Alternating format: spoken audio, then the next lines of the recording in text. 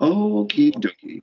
So, good morning, good evening, good afternoon, whoever you are, wherever you are. This is Dr. Patrick Lockwood coming back to you, not live for once. I'm going to pre-record a video here with a Twitter friend of mine. I don't know if friend is the right. Friends good. Friend's good? Okay. Yeah. So let me introduce you to Bo, and he'll tell you a little bit about himself, and then we'll just start rambling about some topics and see what happens. So go ahead. I'm going to keep the stuff about me really short. I'm an assistant professor of psychology at Marietta College in Ohio.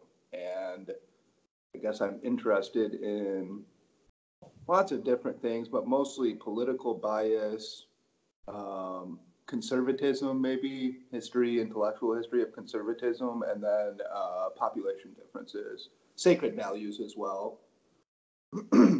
Okay. So intellectual history of conservatism, sacred values, bias. Okay. Yeah. Yep. That leaves us with, I don't know how much, too much to talk about, probably. Way too much, yeah. Too much. Okay. And just so any of the people who watch this are cleared, have you published on any of those topics, or do you have some kind of place where people go find your research, etc.? Yeah, so I have published on a couple of those topics at least. So I have my favorite peer-reviewed article is called Human Biological and Psychological Diversity, and I wrote that with my brother and my friend Brian Boutwell. That is in evolutionary psychological science. You can find that at my ResearchGate if you're interested. And then I have other academic articles that are about more niche issues or whatever, mostly evolutionary psychology stuff. But I have more political articles, etc., at Quillette and at Medium.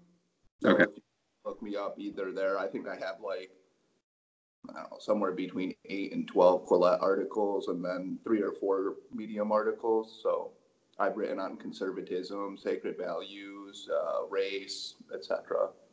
Okay. So go search for Bo Winegard. Yeah. Go search for my ResearchGate. That's where it is. Yeah. Search for the ResearchGate. Got it. Okay. So now that people can go kind of see what you're up to, maybe we can start chatting about some of your ideas, because essentially up until I was on Twitter, I hadn't run across anything you'd written because I'm kind of new to the game. So have much exposure to different ideas yet. So go ahead and, if you don't mind, when you say sacred values, what exactly does that mean? Like, what's the potted answer for that? Yeah, I mean, it's actually a little bit complicated, but the sort of simple version is a sacred value as opposed to a mundane value or a not sacred value. A sacred value is something that you care a lot more about. And in fact, you care so much about it that researchers have found that if you make somebody an offer to trade a sacred value for a mundane value, like I'll give you $10,000 for your sister, not only does the person say, no, of course not, but they're actually insulted that you would even propose the trade-off, right? It's called a taboo trade-off in Phil Tetlock's language. Okay. A trade-off between a sacred value and a non-sacred value. So sacred value, you can see if you have a sacred value, for example, let's say your sacred value is anti-racism or something, and you think that empirical data conflict with your sacred value. Well, you might be unwilling to trade your sacred value for the empirical evidence, right? So it may even be that sacred values trump the truth. Interesting. So this would probably partially, I think, explain maybe one of the reasons why people are so just flabbergasted by the concept of race and IQ when it shows up online or in a Sam Harris talk or whatever. Like, people lose their minds over this concept because it seems to be reinforcing racism and bias and prejudice in a way that, we shouldn't be using science to do that, I guess, is the attitude, because of the sacred values. Yes, because there is and I mean, it's not necessarily bad. I mean, it's probably good to have a sacred value against racism. What I'm more interested in is how that sacred value sometimes conflicts with other values that I think we should have, such as the value for truth, right? Which clearly um, people like Sam Harris have, and you can see where that conflicts with other sacred values. Now, I also, importantly, I don't think it should. I don't think we should see those things as opposing each other, right? I think people do see it that way, but I don't see it that way. I don't see that, empirical facts about group differences don't have, I mean, to say they have no moral implications, I think is probably a bit disingenuous, but they don't justify like racist worldviews. Sure, I don't think any scientist, not that I can call myself one, but any scientist would actually think or believe that their research is supposed to stand for morality or moral behavior. I just, I think the problem, if you listen to people like Nassim Taleb and other people, is, it's so easy to hijack a scientific concept and use it as a weapon. And I think that's a perfectly valid retort from people who are very, very anti, any kind of race science and any kind of IQ science and stuff like that. I think it's a reasonable fear that the disingenuous hucksters will use anything to prove eugenics, so to speak. Sure, I mean, disingenuous hucksters will use anything to justify anything. Yeah. But I think it's, I mean, maybe there is something intrinsic about this connection, but I'm not sure. It's interesting to me that if you look at the most pernicious ideologies of the 20th century, most of them were environmentalist in nature, right? Communism. So let's take communism. Okay, so that's a highly environmentally oriented, explanatory political ideology. And that led to millions upon millions of deaths. Now, I'm not trying to play the what's worse, fascism or communism game, but it's odd that nobody seems particularly concerned about environmental hypotheses when they've clearly led to many disasters. But if you forwarded a genetic hypothesis, almost immediately somebody makes the connection to eugenics, and I mean, I don't think people have a particularly good understanding of what they mean by eugenics. I think they just know it means bad. Right. Kind of like phrenology or something. It's something that sounds bad. And so like the moment you forward this, they say phrenology or eugenics. Translation is really bad and stupid. Yes. Yeah, no, I mean, the actual understanding of how to influence society in the gene pool is probably a worthwhile scientific endeavor, but because it's associated with Hitler, which, Hitler got from us. If you read Mein Kampf, Hitler actually said, Okay. people in America are doing, Yes.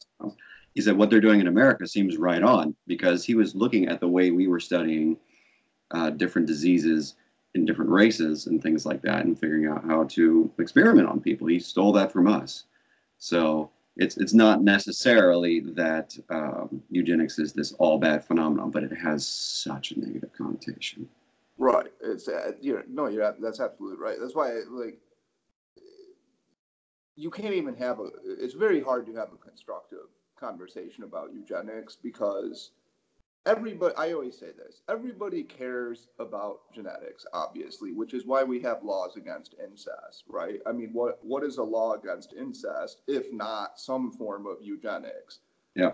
When you get in these discussions with certain people, basically they define eugenics as bad.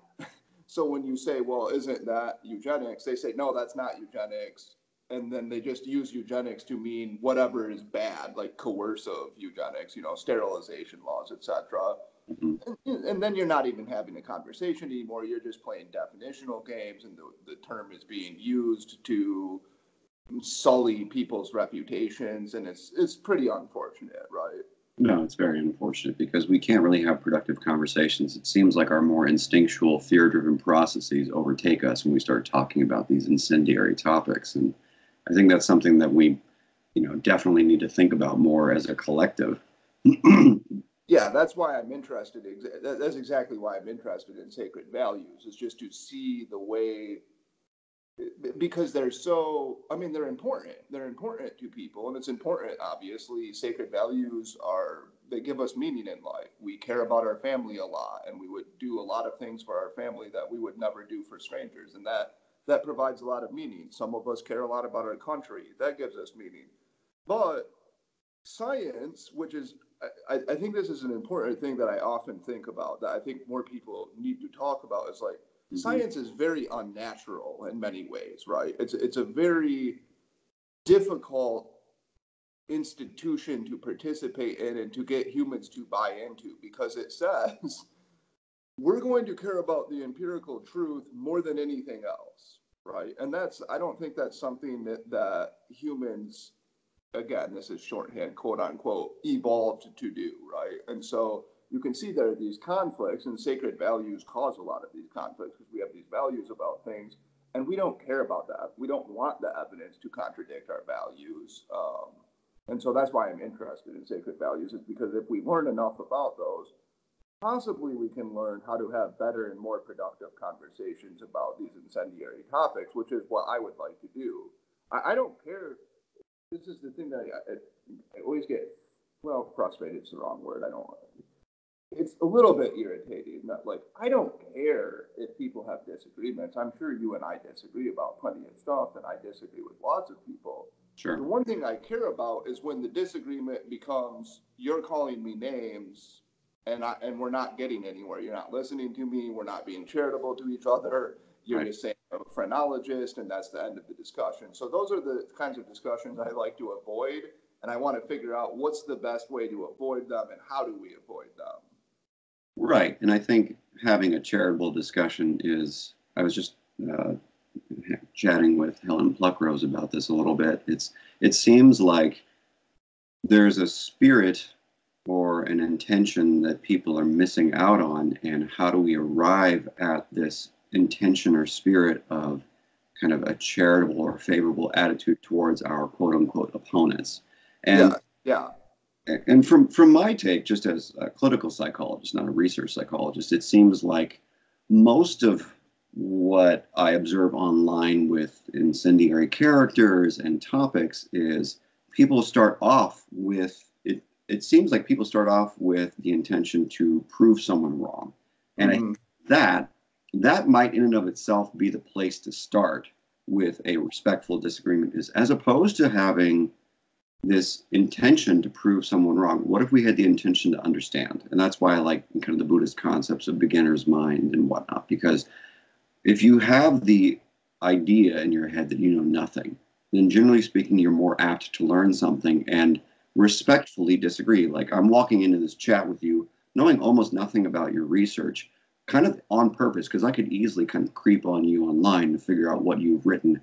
I'm not going to do that, because I actually want to kind of learn for the first time from you what you believe, and without any bias or preconceived notions on my part. You know what I mean? Yeah, so I like that way of putting it. I mean, I obviously have strong priors about certain things, like, that's inevitable. But I really do I try to make this just a part of my whole character, that my character is I can change my mind, and that's how I try to. I almost have tried to construct that as my identity, because it helps me change my mind. I don't feel as though I'm losing status for it. In fact, I feel as though I'm gaining status for it, because people will respect that, because a lot of, let's say you have a Twitter debate and it goes on for 2 days, and then at the end of it you say, yeah, you know what, I'm wrong. Well, a lot of people don't like to do that because it hurts, man. Like, it feels bad. It feels like you've sort of been embarrassed in some sense, or you've lost face. And I want to make it so that I don't feel that way, so that when I have a discussion, if I'm like, this is what I think, this is my reading of the evidence, and somebody says, here's mine, and here's like some stuff, and I say, you know what, that seems right to me, I'll feel good about that. That's what I've tried to do. And I like the idea of beginner's brain, but to do that, here's the other thing I was thinking when you said that, is that a lot of the prior for a lot of people is set up by their political preferences. Right. And that's the part that gets tricky, because it's like, even if they don't know about the topic, so let's say lots of people don't know about population differences, they do know that they have strong political preferences. And they're going into the conversation. And also, I mean, because there are so many people who sort of poison the pot on this issue or on other controversial issues, people already hate you when they go into the conversation.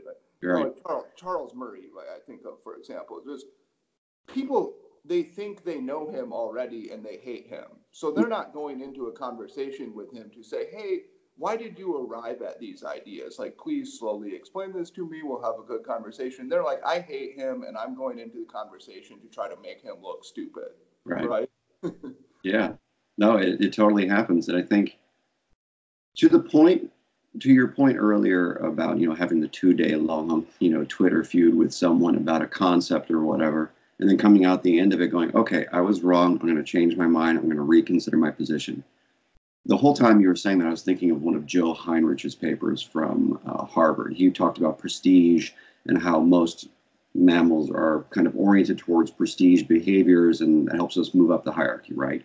So if you look at the way people interact on social media and Twitter, I think the prestige gaining behaviors have classically been something like beat the crap out of your enemy verbally and they're wrong. So when you're sitting here, and when both of us are basically saying or agreeing, it seems like, that maybe we don't have to be right is the attitude, that actually goes counter to all of the naturally existing prestige enhancing behaviors that already exist in this microcosm of Twitter.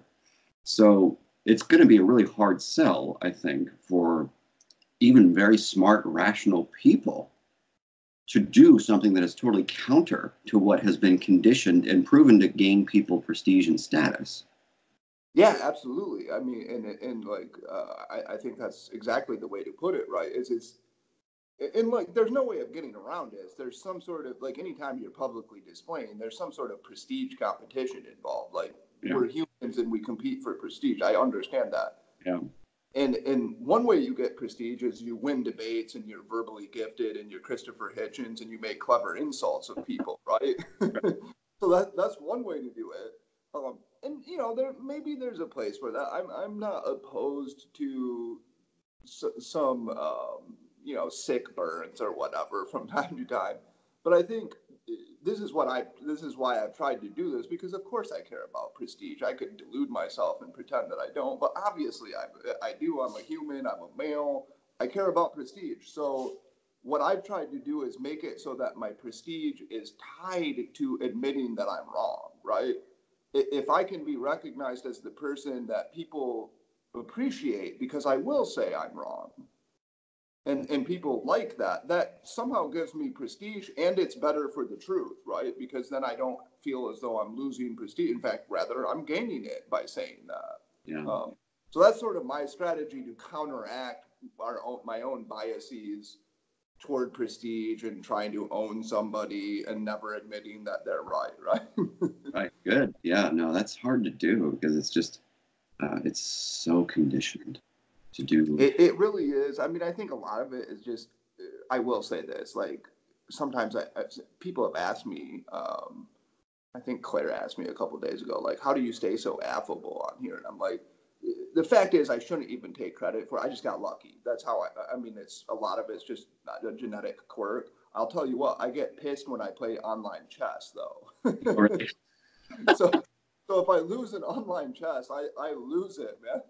It's weird because, like, I don't even care if people, like, try to rain on me on Twitter and they, like, try to own me and call me names and mean memes and parody accounts. I find that all enjoyable. But if I lose a game of online chess, I lose my shit. So I don't know. I don't know why that is exactly, but there must be some ego invested there with the chess. There is a lot of ego invested there. I don't know why, because I'm not that good, to tell you the truth. Yeah, we got to play sometime. Have some fun. Oh, you play? All right, cool. All right, so then there's a whole other problem to talk about, but we'll save that for another conversation. Yeah, absolutely.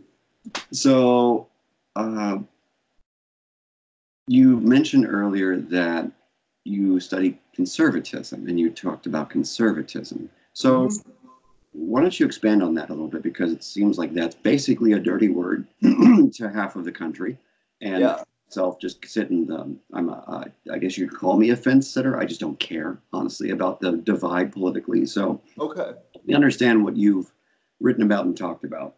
Yeah, I mean, it's actually one of the things that I find sort of like in my history that's interesting because when I was, I don't know, 18, 19, I got into Noam Chomsky and like political radicalism pretty hard. And I mean, at one time I might have been describing myself as like a quasi-Marxist, but I was always interested in reading the opponent. So I was always like, I'm very radical, but like, who are the great conservatives? I should read these people. Um, I got into a little bit into Russell Kirk, who was a famous American, more social conservative, and through him I got into Edmund Burke, and then I got into like the Thomas Paine, Edmund Burke. So for people who don't know, they both wrote about the French Revolution. Burke was skeptical of the revolution. Paine wrote a response and was favorable to the revolution. It seems as though in this case, Burke was right. That is, Burke sort of saw the revolution taking a dark turn, which it did. I liked both of their arguments. I thought they both made fine arguments, but I got into that, and then I started getting more and more into conservatism just for intellectual hygiene is what I considered it. I'm going to read the best arguments against my natural sympathies. And actually, I found myself becoming more and more sympathetic to conservatism. The more I listened to intelligent conservatives, read the literature, took the argument seriously. And, I started listening to a podcast called Econ Talk, which is absolutely fantastic podcast with Russell Roberts. He's more classically liberal, even, borderline sort of libertarian type. So I don't agree with him totally, but he has a lot of guests on there. And, I've listened to it for, 7-8 years now. Sort of shifted me to the right, I guess, a little bit. And so I was like, I'm going to try to write like the best defense for social conservatism, right, that I can. That'll be my challenge to myself because I'm not a social conservative. I am a little bit now. I wasn't at the time. So I was like, this is my intellectual like exercise is, write like a sort of Burkean intellectual conservative manifesto using evolutionary psychology, etc., to like defend this picture of society. And so I did that. That's in Medium if anybody's interested in it. I think it's called An Intellectual Defense of Conservatism. I'm actually really proud of it. I'm happy with it. I'd like to turn it into a book sometime, but that's another story.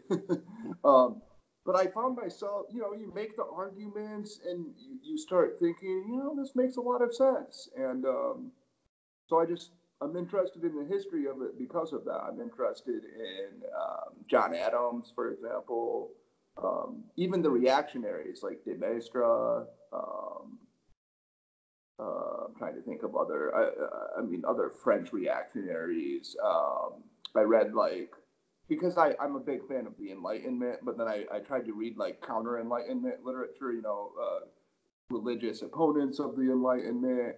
It's just interesting to me because I don't think it's my natural proclivities, right? It doesn't match my natural propensities. It's actually a challenge for me to see conservatism fairly. And because of that, it makes it almost more interesting to me because it causes me to expand my sort of sympathies more than I otherwise would have. I have to use moral imagination. Oh, T.S. Eliot, too, is another one I should say. And actually, that's sort of like, he kind of got in the back door because I loved his poetry so much that I started getting interested in his other thinking. And he's a famous social conservative. Actually, Russell Kirk wrote a book on him.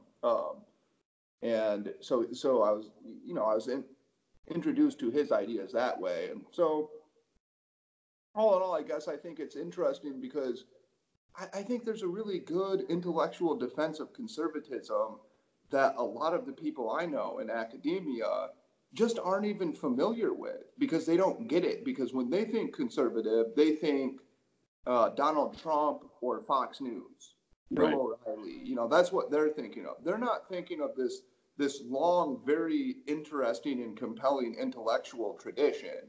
And that's what I want to introduce them to. Like I feel as though we as academics swim in a sea of liberalism, and that's fine. But we get the sort of steelman liberalism because we're all around liberals. We don't get the steelman conservatism. Mm. So that's why I want to sort of promote this defensible, understandable, even sympathetic version of conservatism to people, just to say, hey, like, have you considered it this way? Think about what these arguments are. This makes a lot of sense to me. This is like, because when I ask people, they say something like, you know, conservatism's silly or it's just reactionary or whatever. And I say, well, who are you reading? You know, what conservatives are you actually paying attention to? Do you read Charles Cook? Do you read Rich Lowry? Do you read William Crystal, etc.? Have you read Edmund Burke? And a lot of them haven't even heard of these people. Mm. Mm. What would you say is your, let's say, higher order goal for, let's say, proposing a more favorable or charitable view of conservatism to people in academia? Because I think there's some kind of more, let's say, moral principle you're going after here, it seems like. Yeah, I mean, I wonder if I'm over intellectualizing if I answer that question, because it might just be some sort of emotional predisposition of mine that I will say I'm something of, I score high in reactivity. So if I'm in a room of liberals, I'm like, you know what, maybe they're wrong. Yeah. Because if everybody's agreed, I'm like, I get kind of squeamish about it. Mm-hmm. So that's one thing. But another thing is, I do think we should address the best arguments that are out there that we disagree with. And I think there's not a lot of that happening. I mean, it's bizarre to me because in social psychology, which is what I went to grad school for, we're all very aware of these biases that we have and confirmation bias, and we talk about it all the time, yet we don't do anything about it. Mm-hmm. I'm like, we're sitting here talking about these biases all day long and congratulating ourselves for being great critical thinkers, but Mm-hmm. we're not critically thinking. And so I guess, again, I want to be clear. I don't know if my actual goal is that noble, but part of me, I think I'm also, I want to do that. I want to challenge people. It's more fun for me because it's intellectually more stimulating to defend conservatism, because if you defend liberalism, it's like, who cares? Like, everybody in academia is a liberal, so nobody, you know, it's not that challenging. Defending conservatism is much more fun. And I think it's more interesting for other people. You try to introduce them to ideas that maybe they wouldn't otherwise be exposed to. Okay. So there's a part of you, it sounds like, that wants to help people understand things differently, but also I think you're kind of making sure the collective dialogue is a little more balanced, it seems like. I like that. Yeah. Yeah. And that's what I think a responsible academic should do now. It doesn't seem like that's the truth, like you were referring to in the social psych world. You know, it seems like, as Medina would call it, there's a lot of epistemic laziness in academia. Who called it that? I like that term. Jose Medina. He's okay. He's one of the postmodernists that Helen Pluckrose turned me on to. Okay. He writes a very, very thoughtful critique of a lot of modern concepts. And as much as I'm not a fan of the way in which kind of the radical postmodernist world has turned out, this book is great. Yeah, that's it. I hadn't heard of him. That's interesting. I should look him up. But yeah, I like that term, epistemic lazy. And it's kind of frustrating because that's our job in academia.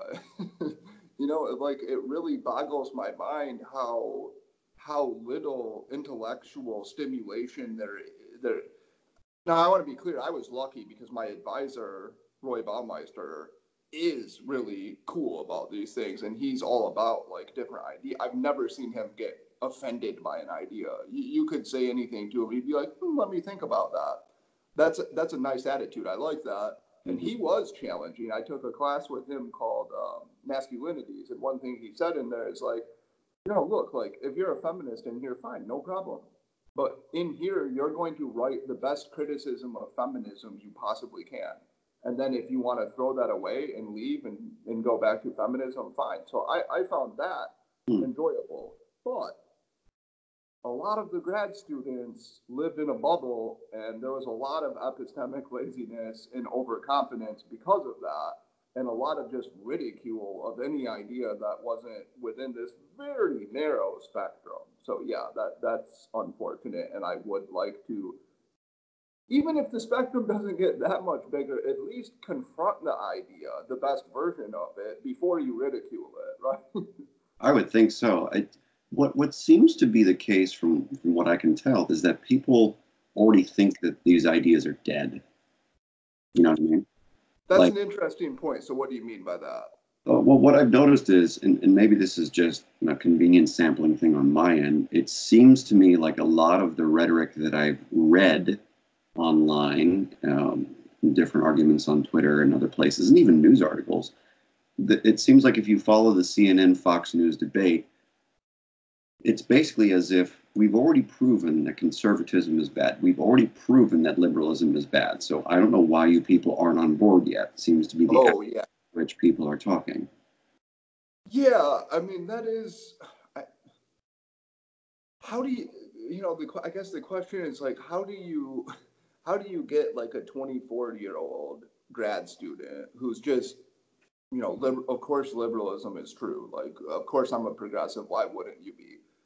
How do you get that person to think maybe there are some alternative views that are worth taking seriously? You know, that's the big challenge as I see it, because you're right. I mean, I'd have to look at the data, but by the time most people are 24, they're pretty set in their ideological way, and they think the debate's over. To them, it's like, you know, there's nothing, you know, there are details to debate about the best way to proceed with progressivism, Mm-hmm. but there's no debate between conservatism and progressivism because that debate's already over. I know I'm a progressive, and you know, once that happens and your identity gets tied up with it too, right? And then all of your friends are progressive, it's really hard to change your mind or to see the legitimacy of other points. I don't know what the best way of.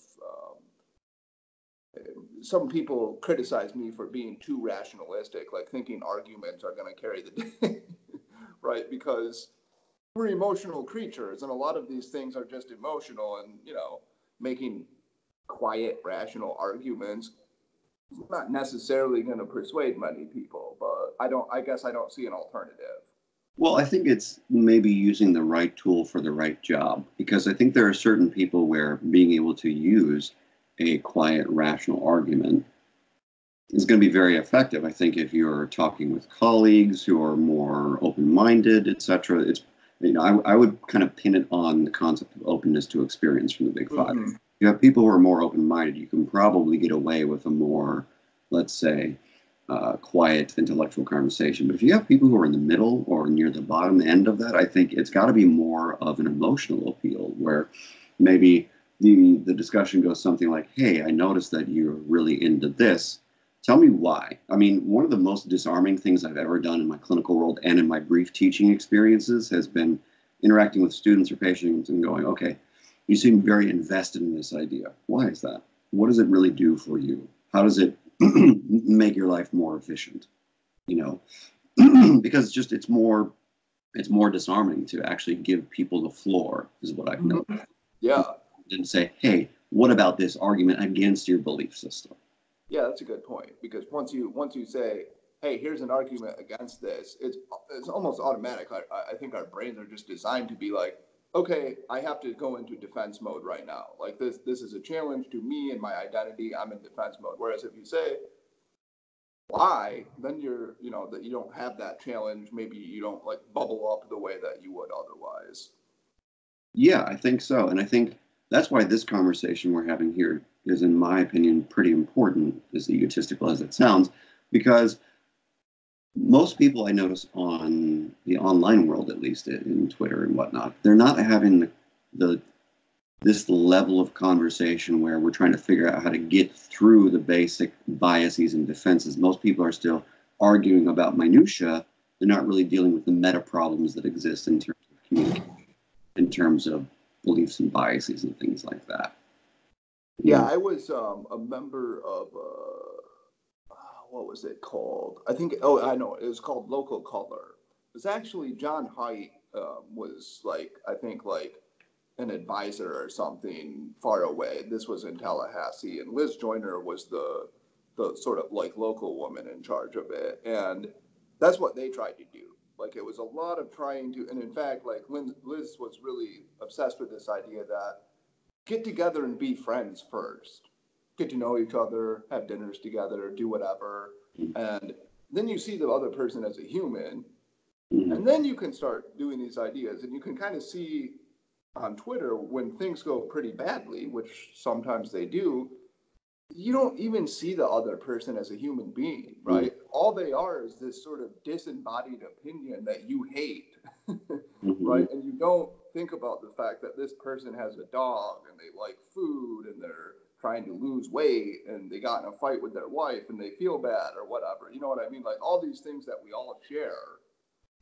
And so I've thought a lot, like, I like your way of putting it, that it's the right tool for the right job. I think in many cases, just sort of having some kind of human connection that like you're a decent person. So I'll give you a concrete example. I remember this, where I grew up, nobody was an atheist, right? Everybody was religious. And I became an atheist, I don't know, when I was like 18 or something, after a prolonged struggle with my faith, etc. And I remember talking to people after this, and they were utterly perplexed that somebody so normal and decent could be an atheist, because to them, atheist meant bad person. Right. And I remember this girl I worked with said, "You're the most normal, like, non-believer I've ever talked to." Right. Like, she was just perplexed by that. And so I think the same thing holds for race differences in IQ. If you think that part of a gap is caused partially by genetics, people think you're going home and putting on a white hoodie, right? Or white hood, not hoodie. Excuse me. A white hood, you know, and they don't even think about the fact that you might just be a normal, decent human who has grappled with the literature and has a certain empirical belief. And so I've thought that's a lot of what you got to do is just get there. That's why once in a while I try to do like a baseball post or a here's my dog post. Like, hey, I have other interests too, and I'm not like a terror person, you know, like I'm a normal human, I guess. And I like it when other people do that as well. Yeah, I think that's probably one of the things that attracted me to you originally when we were having banter is here's a seemingly regular person who is willing to talk about ideas in a way that's pretty open-minded. And it just seems like there's not a lot of that out there. I mean,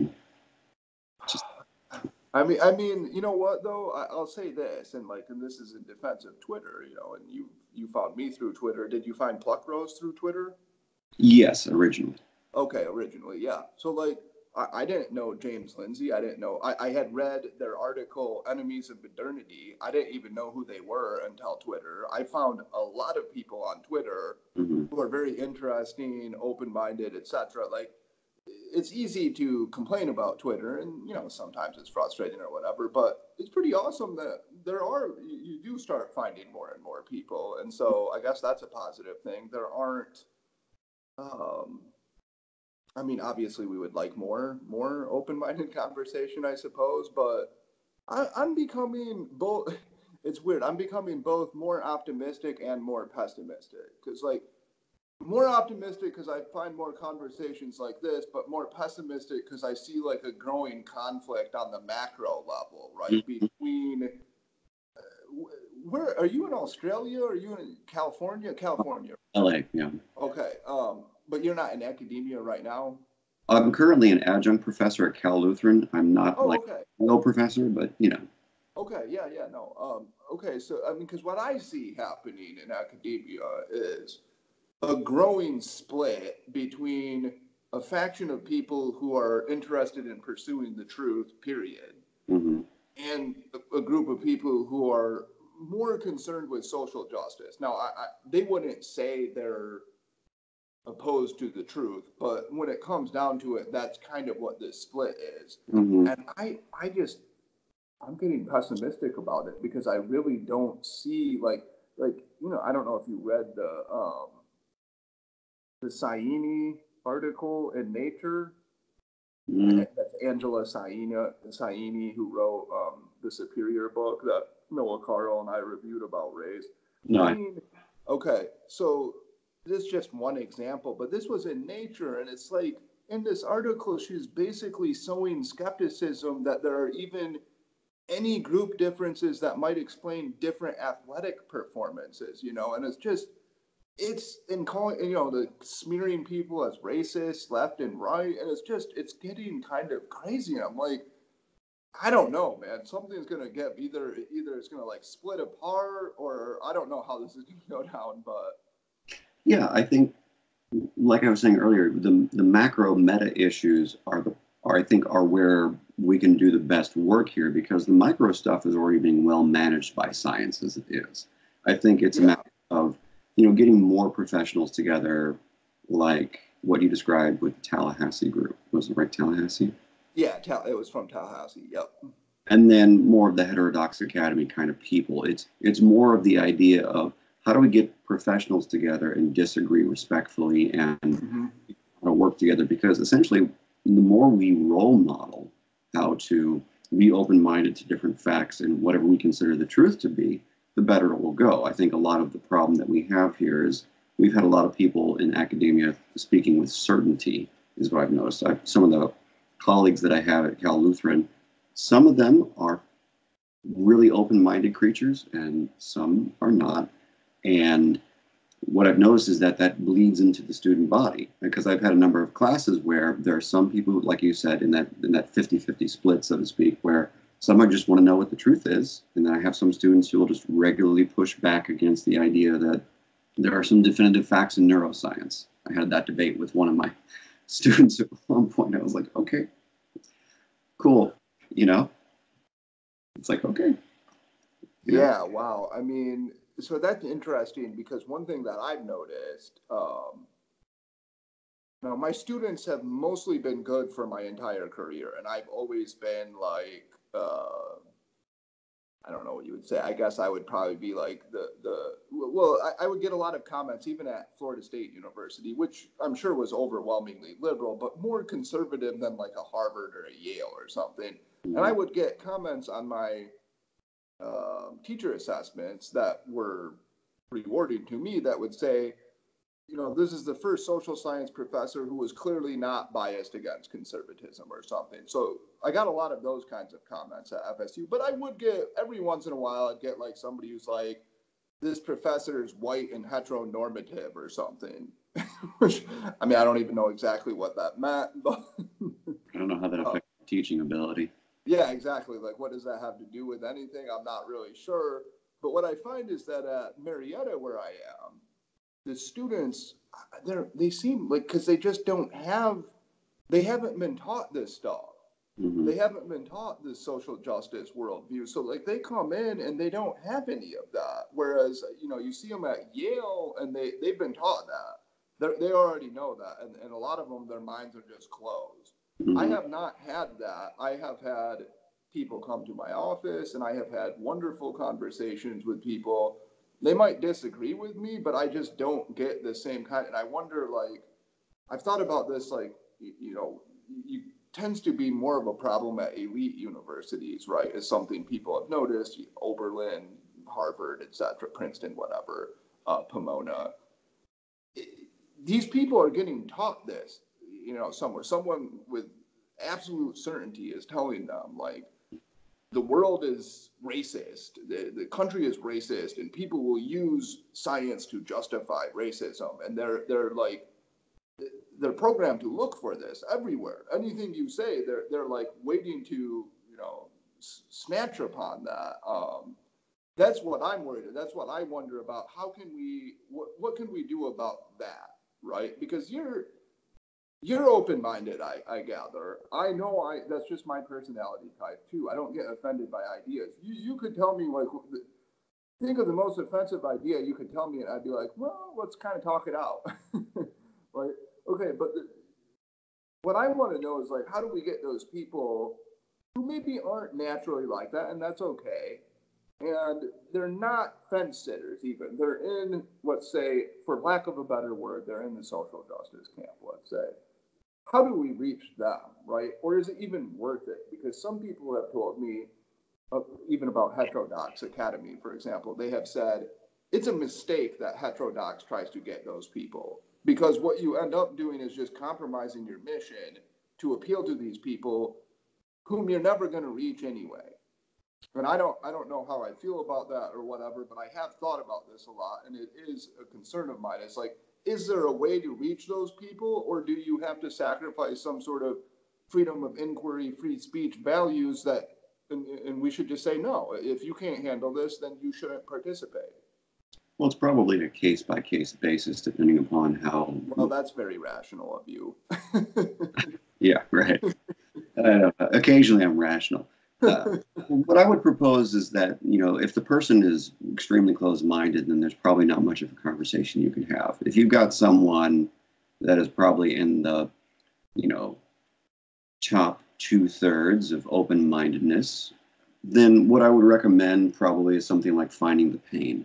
Because if we go to first principles, the first principles of this radical social justice ideology is that life, as Peterson says quite, I'd say presciently, that life is best viewed as a series of like victim-driven, narratives, etc. Yeah. And that's a highly problematic way of looking at the world because, yes, life is overall a struggle and overall problematic. That's a fair statement. The problem is that despite the fact that we are base creatures crawling across the earth, we also have the capacity to aspire to something better than that. And we can lift each other up and we can heal, et cetera, et cetera, et cetera. So if in this argument with someone who has a more radicalized mindset, what can you do to get to the person's pain? Because that would be, as a clinical psychologist, that's the first place my mind goes. If someone sees the world through the victim narrative, how can I get in touch with the part of them that feels like a victim and allow that to breathe and have space? Because I think if you don't uncork that bottle, then it's just going to shake up and become fizzy all over you when you start debating. I wonder though, how many of the people, how many of the people who have I think that's the appropriate way to put the narrative, right? Is that it's seeing the world through oppressor victim. Basically, that is the worldview, right? Now, a lot of the people who have that worldview are incredibly affluent, privileged people. And it's not clear to me that they actually think they're the victim. They just think that's the lens, those are the spectacles they look through, for example. They just see the world as everything is victim oppressor. Right. But I mean, for me, this goes back to, Paul Bloom's book, Against Empathy, The Case for Rational Compassion, because we can highly, highly empathize with people, even though we are not part of that group. You can be a white kid at Harvard, and you can hear about all these news articles and these racist incidents and shootings. Mm-hmm. And oh boy, that's terrible. I don't want to be part of terrible. I have to identify with this group of people and make sure I'm not on the side of terrible. Mm-hmm. So being able to get them to articulate, I'm desperately afraid of being identified with being a terrible person in this racist, hateful group of people. I think that's a great place to start with a lot of these social justice warriors, because there's literally nothing wrong with wanting to be anti-terrible. I don't find that any bit morally problematic or psychological. I don't either. I think it's just the way that fear-driven instinct is managed is problematic. It's managed through this hyper-rationalization and this hyper-focus on things that don't need to be hyper-focused on. That's an interesting, so that's interesting. So, yes, I think you're right. I mean, it's very, I understand this because I do have these feelings too. I remember, don't at me anymore about this, but I used to care about the Palestine-Israel conflict, and I really empathized with Palestinians, right? I understood the pain, and I felt bad for them, severely bad. Now, I think it's a horrible on both sides. There are legitimate grievances, and I haven't read the issue in a while, so I'm not going to talk about it. But the only point is, I understand this empathizing with those people, and you're right. not wanting to be terrible is a really good thing. Yeah. Then the question is, yeah, how do you, I mean, for me, one thing is, and I've had this discussion, I've even had this debate on another podcast, is how do you get, like, I just think it's empirically untrue that we inhabit a world that is oppressive to people of color, let's say. That's not to say that there aren't injustices. There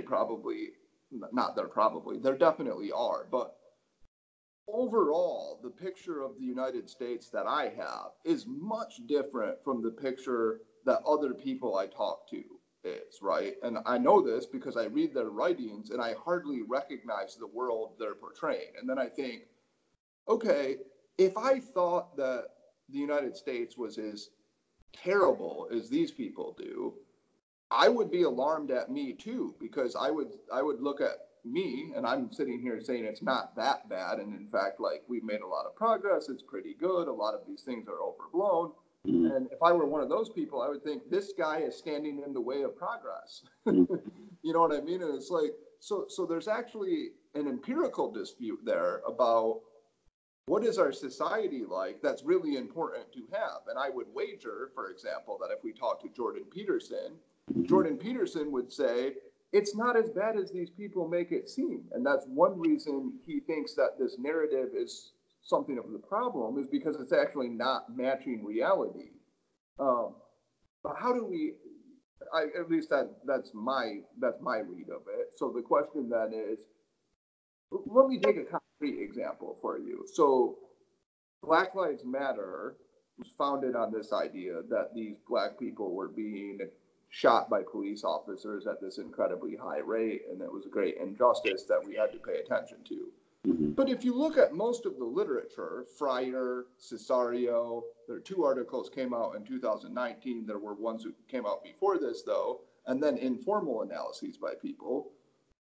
The overwhelming bulk of the data suggests that there isn't police bias in shootings, and that, in fact, once you control for the relevant variables, namely disparities in crime, and so therefore disparities in police encounters, the if anything, white people are shot at a slightly higher rate, but it's probably about the same. Okay, well, that's really important, because that suggests that this narrative about how unjust our society is probably wrong.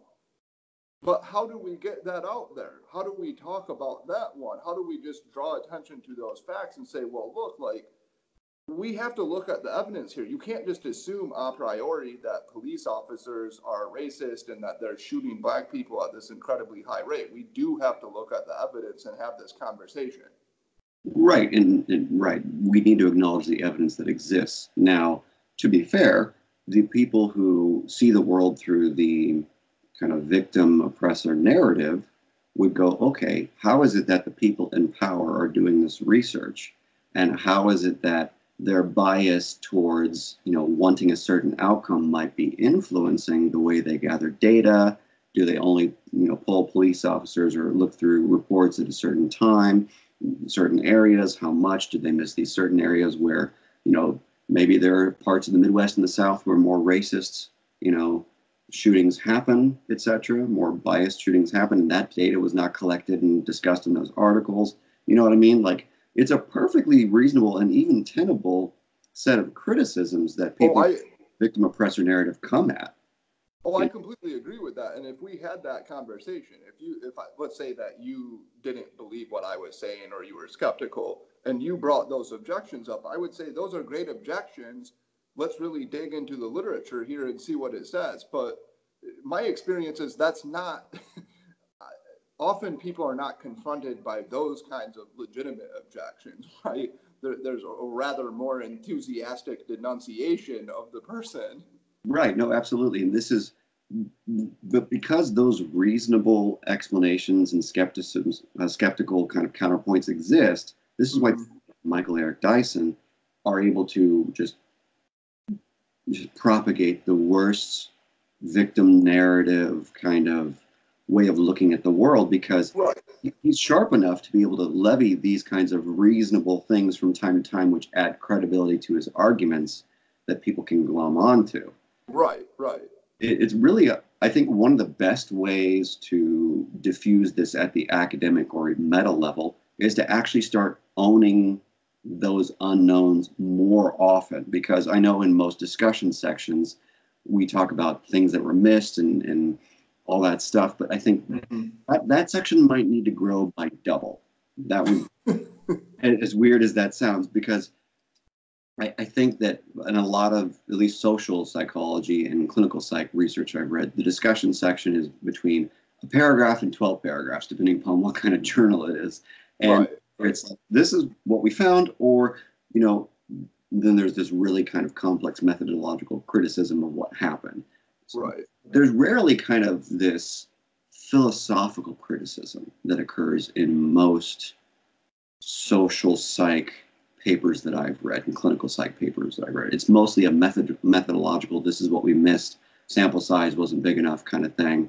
Right. Maybe and this is something I proposed a couple of times on Twitter, maybe what needs to happen in research articles to kind of shut those people up is to have a socio-political bias statement up front, right? Because we already have like a funding bias. Yeah, right? That's interesting. What if you could do that, right? Like, would that solve the problem?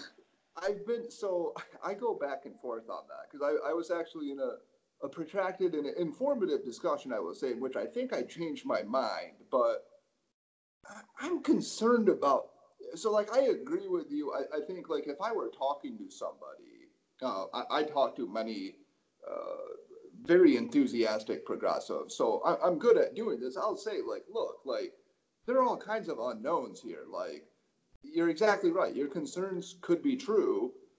I would just say, like, look, we have these 5 papers. They paint a pretty consistent story. Let's look at those, and you should at least, your posterior should be different from your prior. Let's update here, and then let's have this continued conversation. I think that's great. I think we should do that, and that's how I would approach that discussion. Mm-hmm. I don't really like the idea of confessions of bias because right now, if you say I'm a conservative in academia, that's already a problem. Mm-hmm. You're already, like you're already suspect to some degree. Now, I'm not saying this for me. I don't feel I don't mind. I don't feel victimized. I really don't. I see a lot of other people who have been, though. And I'm at a small college in the Midwest. One of my colleagues voted for Trump. So I'm in a different situation from a lot of other academics. I'm concerned more about, like, for example, I think Noah Carl got fired, of course, but I think one of the reasons he was an easy target is because he was a conservative and people knew it. Mm-hmm. If he had been a progressive and people knew that, I think people would have attacked him for suggesting we should have open conversations about race and IQ, but I do think it would have protected him. And so that's kind of what gives me concern about that, is just people already want to dismiss you. If you give them this thing to dismiss you, they're going to take it. Mm-hmm. It's true. It's definitely, there's a bias that exists. And I just saw an article, I think, yesterday, the day before, that said there's no bias that exists or something like that. And I was like, kind of chuckled. What? Yeah, no, I know. Oh, so there is this article, I will say. There's can't remember who the first author is, but Van Bavel is one of the authors. It's a preprint right now. And what they found was, and I have criticisms of it, but what they found was that liberal results didn't replicate more than pro-conservative results. They had independent people code these, and so what some people have argued is that shows that bias in social psychology isn't a problem because, look, the work is replicating equally on either side. Now, we could get into my criticisms of that, but that's one thing that has found bias maybe doesn't matter. I've never seen anything that shows that. I mean, because like I think the latest thing I've seen is like social psychology. I want to say is like 94% socially liberal. Mm-hmm. I mean, it's pretty overwhelmingly socially liberal. You get some. Mm-hmm. There's a little bit of economic diversity, right? Because you get the kind of socially liberal, libertarian types, right? There aren't a lot of social conservatives. I can say that. Yeah, for sure. Social conservatives are sort of like an alien creature in the field of social science. Mm-hmm. Yeah, no, that's true. And I think the bias is more about the hiring and firing practices and whatnot in the politics of the institution, less about the actual research, I would say. Yeah, so that's interesting. So here's what I will add this to it. I think there are two other important things that the bias does, and one is it steers people toward certain topics and away from other topics, Mm-hmm. and then the other is it compels researchers to frame their results in a liberal, positive way. So, like I know, for example, I have my own results that I have tried to finesse into a this is friendly to liberals way, Mm-hmm. when if I were writing it for myself or the way I think actually makes the most sense just objectively, it would not be written that way. Like, we all know it and we talk to each other and we're like, can we make this more liberal friendly? Like, you have to get this past progressives and like you can read the reviews and clearly they don't like it. So I think that's a big deal too, because it really, the way the results are framed, it's important. So, like, let's take the IAT or something, the implicit association task, or say stereotype threat or something. Okay, like, you might replicate these things. They're very small effects, though. And what happens is because they support a liberal worldview, a progressive worldview, really, they get inflated, their importance gets inflated, and then they get promoted very heavily. Whereas other findings that don't support that, or growth mindset was another one, right? Mm-hmm. This idea that if you have this growth mindset, it will help your achievement, right? People are looking for this sort of magical intervention that's going to boost cognitive capacity, and progressives like that, and they promote very small effects enthusiastically, and they don't promote the literature that either contradicts it or suggests, hey, maybe there's this really small effect, but it's not, that's not much of the story, and we should be focusing on other things. So that's where I think the bias is the worst. Absolutely. I mean, especially if you just pay attention to how those biases are kind of promoted through news articles, online reports, etc. I mean, yes, you don't get the full scoop pretty much ever. I mean, I went, what was it? It was the transgender and the IDW article from Scientific American was quite literally just, it was so close to being unbiased, but they just couldn't help whoever the author just couldn't help themselves but just be biased and just make a number of claims that did not actually line up with the literature. So I made a rebuttal video to it and was like, some things are right, some things are biased here. We have to actually acknowledge the full scope of what the literature says, not just the ideas that promote our point of view, And this is where I think maybe claiming ignorance should come back in style. I'm in ecstatic cahoots with you on that. I think like claiming ignorance and just saying I don't know is a really fantastic. I mean, because most of these things we don't know, right? I mean, they're incredibly complicated. I get in these discussions and I'm like, look, like I haven't read this book in 7 years. I have to read it again. I'm not going to make strong claims for it. I don't remember it. And trans issues, like, I have certain views about them, but I'm not an expert on that literature. I'm really not. And, barely.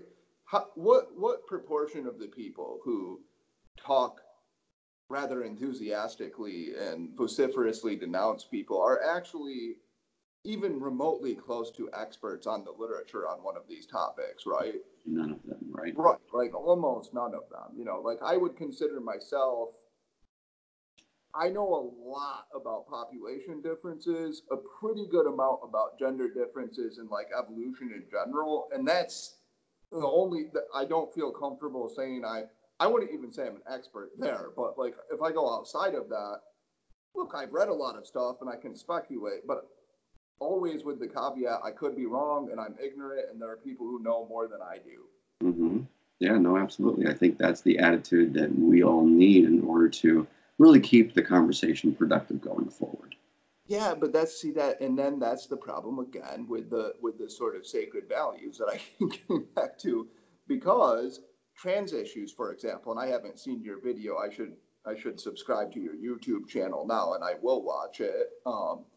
Is it's become a sacred issue now. So it's something in which we have these debates. Is a trans woman a woman? And you can't even comment on it, because if you say the wrong answer, it's not just an empirical question anymore. It is, you're a moral monster Yeah. for thinking that, right? Yes.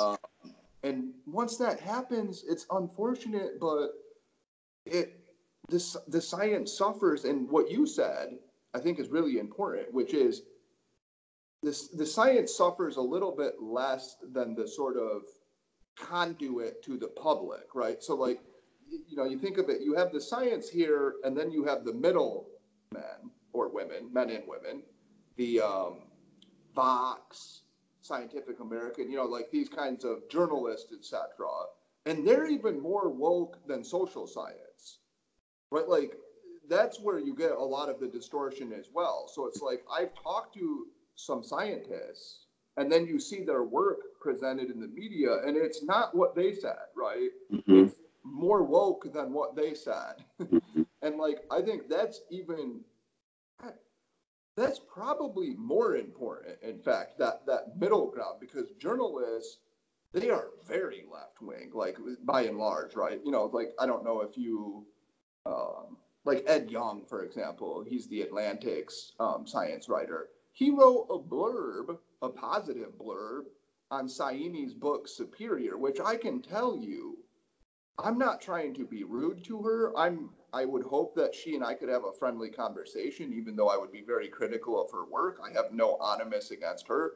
But that book is absolutely disastrous, like, when it comes to the empirical facts and, like, what are people doing who are studying group differences. It is astronomically wrong. And he wrote, like, a positive blurb on that. And he's a good writer. He's a really good writer. He does his job well, but he's very woke. And so that's another problem. In fact, again, I think it's the more important problem, in fact, that we're confronting, because that's how the science gets to people. Yeah, no, the problem of motivated reasoning when you write and publish ideas. Yeah, absolutely. Yeah, and that's one thing I will say. This is sometimes people say, I've had people say this to me. Well, why do you write this for the public? It's sort of like the Galileo criticism. Like, Galileo was cool until he started writing in Italian and regular peeps could read him. So, like, people will say, maybe this stuff is kind of true, but, like, why do you write it for the people? And I'm like, because that, I feel as though that's, like, what science is kind of doing. It's like, ultimately, this is going to get to people, and, like, we should have honest conversations about this. And I'll tell you what, if it weren't for Quillette or some of these other outlets, we would have no access to the quote ordinary people, because there just isn't nobody would publish it. Yeah, no, absolutely. And I mean, I don't have a particular bias for or against Quillette or any other organization out there that's producing news and other articles. It's just, I think there's a necessity for making sure that there are always counter voices. Mm-hmm. Always. I think there's always a necessity, no matter what your ideology, what your background, whatever.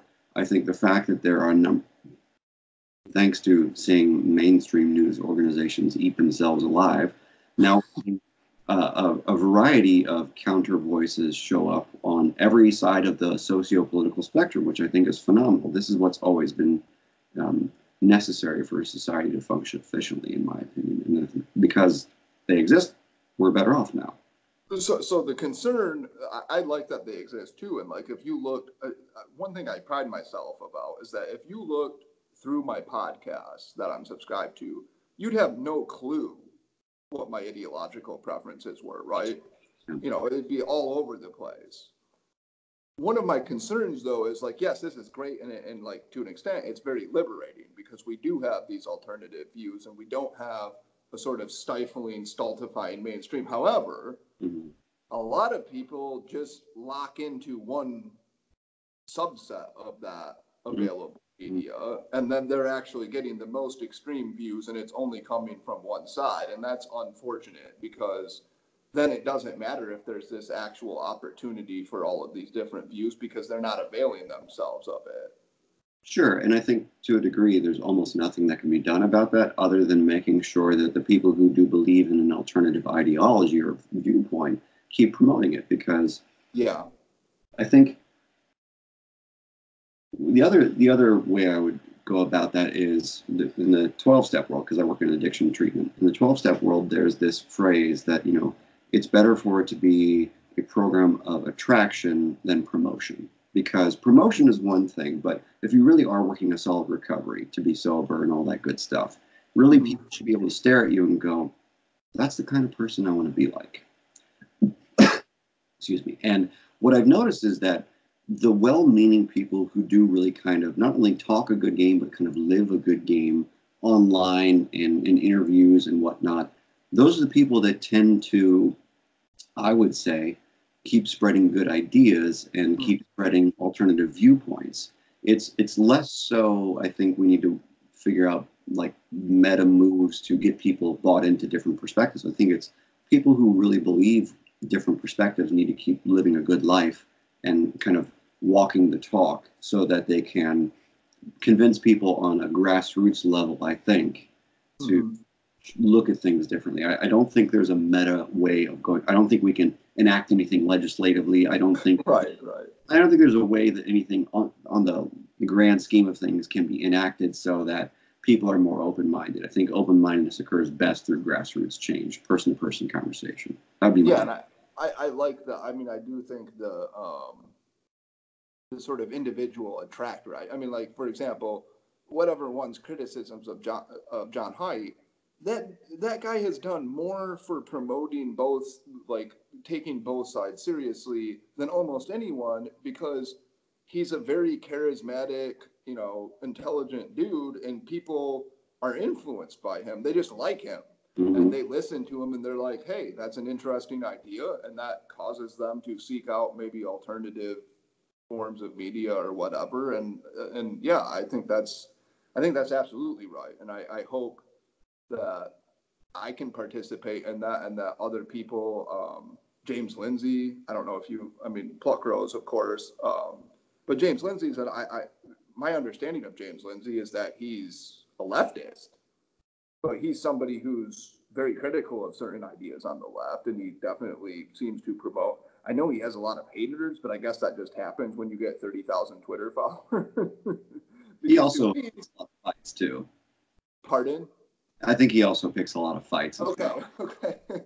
That's probably fair. But I tell you what, I mean, I've seen, I think if you, at least from what I've seen from him, he seems to approach debates open-mindedly.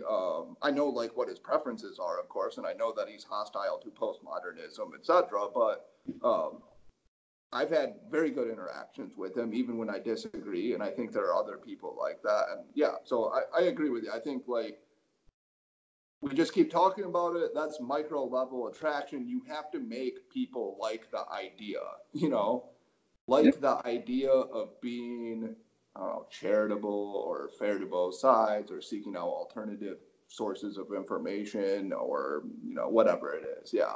Yeah, I think we have to humanize the idea of being charitable and humanize the idea of being open.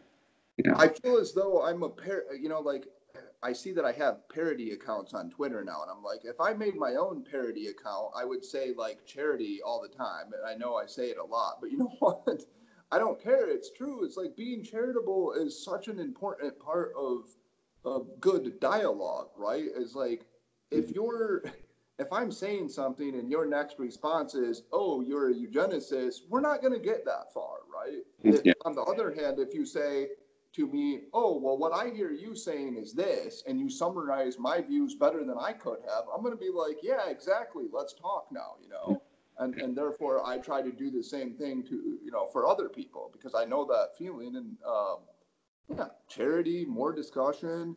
That's another thing I've been disappointed by, is like, I get in disagreements and I say, come on my podcast, let's talk about it. And people were making fun of that and laughing, and no, I'm not going to go on there. I'm like, why?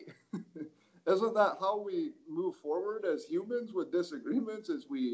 Yeah. You know what I mean?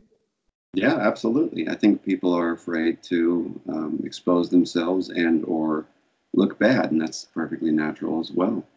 Well, that's true. And I've thought this, I don't know what you think about this. Like, another thing I thought is, I think sometimes people actually don't want to humanize you because they hate your views, and they realize that if they understood that you were just like kind of a normal, decent human, it would make it harder for them. Either they would have to take your views more seriously because they couldn't just dismiss them as the results of like a malevolent brain, or it would make them harder to like dismiss you as forcefully as they did because they would actually care about you and they wouldn't want to insult you the way they did. That's Yeah, no, it's a giant amount of cognitive dissonance that goes, oh, yeah. I hate them but like them at the same time. And a lot of people are not good at resolving cognitive dissonance because that's not how they were raised. That's not how they were socialized. It's not the popular kind of prestige gaining behavior is resolving cognitive dissonance, you know? That's why I'm saying, that's why, I mean, this prestige thing, I like that because I've said, like, what we need to do is create, I wish we could do this on Twitter or anywhere really, but like, create it so the way you get prestige is by being the most charitable. Mm-hmm. Right? Like, what that means, so you see, like, you go on Twitter, you get in some sort of like slaughter fest with somebody, you call them names, they call you names, it goes on for 2 days, and then people are like, oh, this is so awesome, and you get a lot of status. It's like, look, like, I'm a human, I get it, it's sort of entertaining sometimes, and I'm like, haha, yeah, that was funny, but like, the fact of the matter is, that's not the way we want to do things. What we ought to be doing is incentivizing, Talib should be like 2 followers because he doesn't, like, smart guy, obviously, but he, it's not even worth participating in a dialogue with him because he's not even trying to understand what you're saying, right? It's just like, he's going to insult you, and that's going to be that. It's not as if he's going to say, okay, let me steelman your position here, and then let's talk about this. Yeah, I think there's an entirely different conversation we could have about dialogue and bullying and things like that, because I think Talib is the good example of someone who has a variety of different motives, and we kind of read the easy ones like jealousy. I was talking with someone else, and prestige gaining through verbal, like slaughtering, all that stuff, and that seems true. But I also think that there's a utility to people like Talib because there's always got to be a harbinger of, oh shit, something bad's about to happen. I really do believe that. I don't necessarily believe that it's best to go about it in such a way that you're always insulting people. I don't think that's the best way to go about it, but it's effective for him for sure. It's important in terms of prestige. But there's a necessity to a voice like his, despite the fact that people like Sam Harris call him a bully and whatever, because he is always going to be showing us stuff that we don't want to see. And my whole job as a shrink, basically, is to help people see things they don't want to see. So the moments where he is correct statistically, what have you, philosophically, we need to like glom onto those moments. The moments where he's just being mean for the sake of prestige, there's no need to pay attention to that. Right. So I think I completely agree with you, except for me, he's muddled his. So it's like, let's imagine he's like the sort of warning lighthouse, but like his discourse is a fog, and now I can't see the warning light because I don't pay attention to him because he's so thoroughly unpleasant. Like, I feel as though this kind of, I like what you're saying. I like this idea that there's Cassandra. We need a Cassandra. We need somebody prophesying doom, right? But for me, at least, I check out at some point if the person's like, I mean, I got blocked by him a long time ago, but I can say in like the one exchange I had with him, which I didn't even really try because I knew he was just going to call me an asshole and move on. he just called me an idiot and said, like, you're dumb, you don't know what a correlation is. And it's like, okay, what's the point of this conversation? And so I just stopped paying attention to him. I think if he were very nice and he were like, hey, here's why I think Pinker's wrong, like, here's some stuff to pay attention to, even though I really like Pinker's other work, I would pay a lot more attention to that. Sure. It's perfectly normal, human, reasonable to go, okay, this guy is abrasive, I'm out. Totally. I mean, I lived a life of being abrasive for a long time prior to growing up a little bit and getting my shit together. So I totally get how that works. I think the thing is, and maybe this is my bias because I have an abrasive background, it's definitely important to make sure that those abrasive voices have a place in the market because they're going to eventually say something that's important. They really are. So I think if we have the emotional wherewithal to let him punch himself out, so to speak, that would be probably the best thing. Because at the end of the day, if he blocks you, he blocks you. At the end of the day, if he calls you a moron, great. I mean, in my opinion, there's literally no such thing as bad press, which is why you see me say and do ridiculous things on Twitter all the time, because I basically have no shame. You can call me any bad name, and my reputation means this much to me. To be clear, I agree with you insofar as, like, I find it amusing more than anything when Talib calls me a dipshit or something. Like, it doesn't hurt my feelings at all. I do. Maybe you're right. I mean, I'd have to think about this. It challenges some of my priors, but I think maybe there's something like, okay, well, maybe we should promote, look, cordial dialogue's great, but, like, sometimes some people aren't going to play by those rules, and it doesn't mean they don't have something worthwhile to listen to, and maybe we need to be a little more thick-skinned at times, and, listen to, I guess I fear the thing that I worry about with that, though, is that it seems almost optimally designed to create polarization. So, in fact, I was having a conversation with somebody yesterday about this, and, like, once you start mocking somebody, how likely is it that you're going to admit you were wrong? Because it's almost like this commitment signal. When let's say I mocked you for your views, and then you come back and you're just rational and you say something to me. If I now say, oh yeah, that makes a lot of sense, it makes me look really stupid, right? I mean, I mocked you about this. Whereas if I didn't mock you and I just said, hey, let's have a conversation, it wouldn't look as bad. So there's like this, once you start mocking somebody, you've sort of committed yourself to this position. Oh, like, yeah. Is Talib ever going to say, you know what, IQ is a pretty good construct, I was wrong? I honestly couldn't predict the future there. I doubt it for some reason. Okay, right. And I don't think that it's ever about anyone admitting anything. Like, for instance, when I work with people clinically and I'm trying to help them, stop using drugs or whatever it is, right? Extent that I can actually do anything, which is very, very minimal, believe it or not. So anyone who tells you that therapists fix problems or make things not happen, don't worry, I'm pretty skeptical about therapists already. So, my job is never something to the effect of making people change their mind.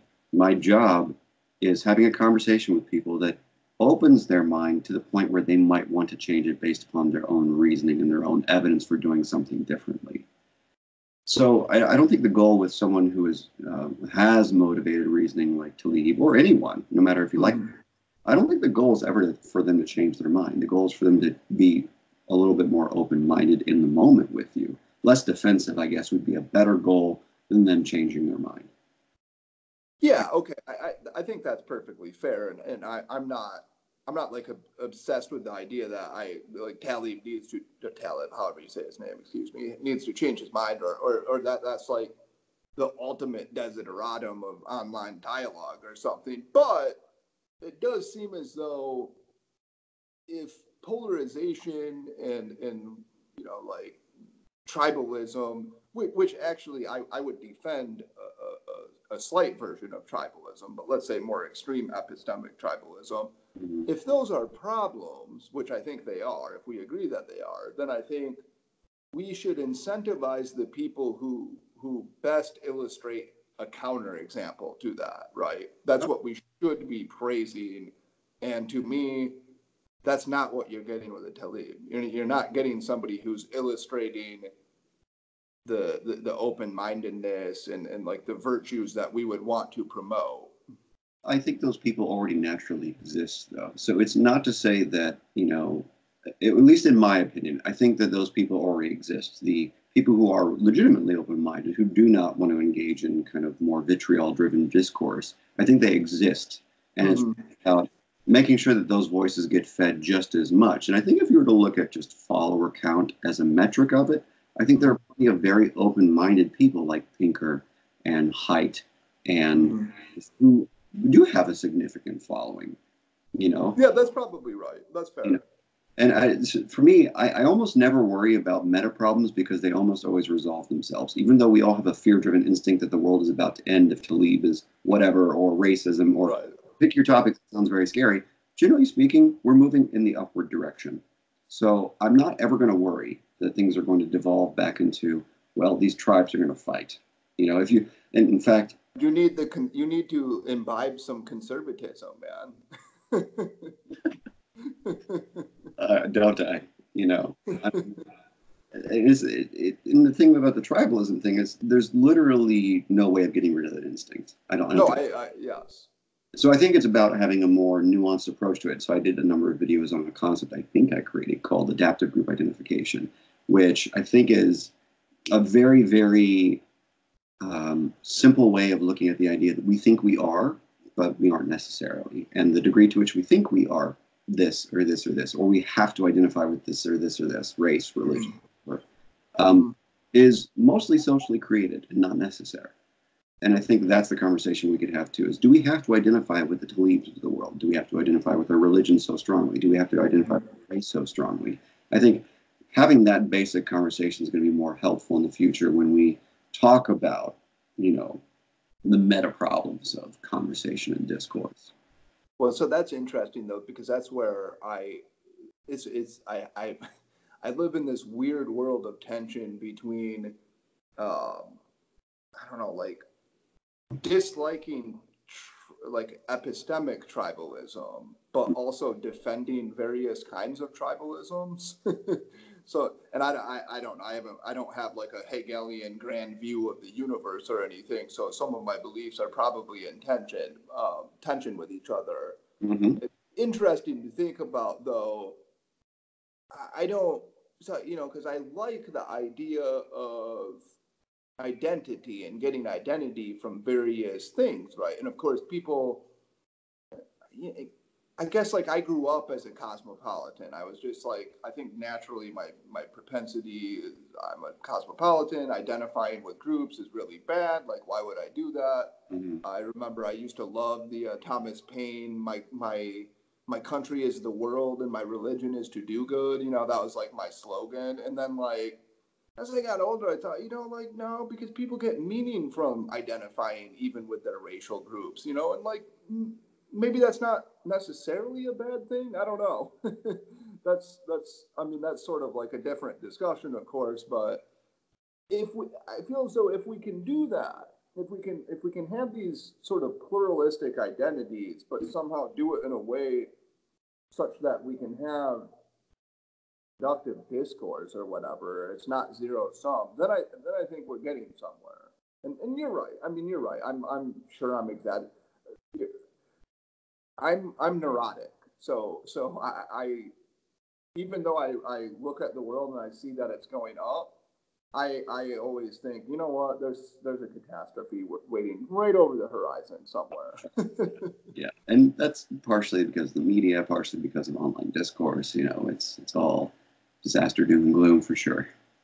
Yeah, and partially because I think especially as a neurotic human, but also like humans, like it makes sense that we're sort of disaster prone in our minds, in our imaginations. Like, we're preparing for the worst. Like, there's this disaster and my mind keeps running it through and like, what's going to happen when the Civil War breaks out, man? Exactly. And probably what will happen is nothing and things will just be kind of like perfectly ordinary as they always are. Right. That's typically how it works out. Yes. Well, you've been awfully generous with your time. Thank you so much. Oh, And yes. How long did we go? about an hour and a half. Oh, all right. Well, these things go quickly. Okay. Yeah, time flies when you're having fun. Yeah, it really does. No, I absolutely appreciated it, and if you need me on another time, I'm happy to do it. Well, thank you so much, Bo. I appreciate it. Absolutely. Thank you. I'll make sure that everyone gets links to your research in the Yeah. caption video. And for now, thank you so much. All right. Thank you. All right.